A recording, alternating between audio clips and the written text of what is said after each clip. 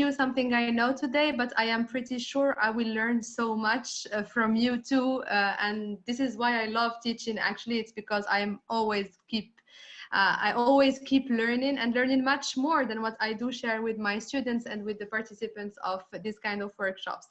So thank you once again for being here today, and thank you for your interest in the skills of the future. I think it's more than time for all of us to be aware of it, that what is commonly known for being hard skills are still necessary, but we cannot live with hard skills only. We need to be aware of something that we call soft skills. I am pretty sure you all know what soft skills are all about.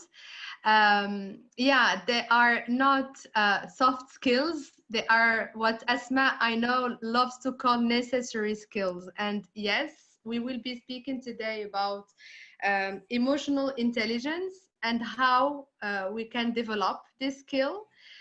What is it? Why is it important? Is it important for a good leader to have to develop his or her emotional intelligence? Is it a tool that we can use to work on conflict resolution? But I know it is another session you will be having maybe tomorrow or the day after tomorrow. So it will be just a brief introduction to conflict resolutions and how we can use emotional intelligence for that. And we will be like, please feel free to interrupt or to write down on the chat box your questions if you have any, or if something is not clear enough. Okay, I wanted to start this session by asking you a question, but Hanan did already, and I think it's really a good way to start, especially now that we are going virtual.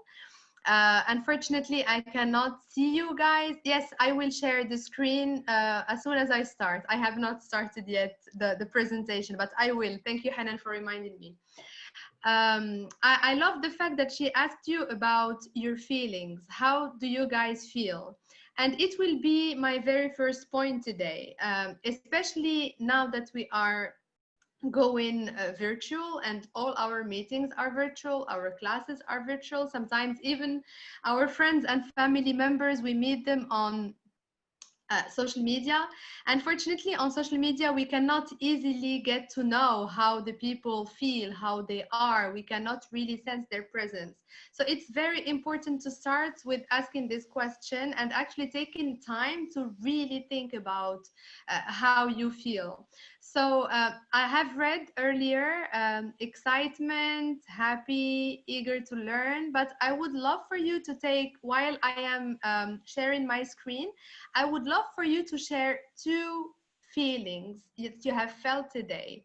The most, like the two emotions that kept coming back to you today. Can you please take 30 seconds while I am sharing the screen with you to share with me the two emotions that you have been feeling the most today?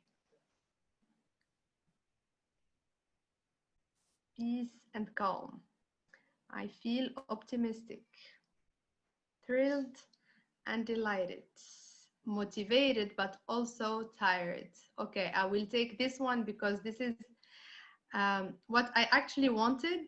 Before we start speaking about emotional intelligence, let's say that we have to be aware that especially in those very weird times, it's very normal to be feeling emotions that are opposites. It's normal to be happy and tired. It's normal to be tired and motivated. It's normal to feel tired and still thankful. It's normal to feel stressed and still hopeful for the future. And what you have just done, um, my dears, now is what we should do when we speak about emotional intelligence.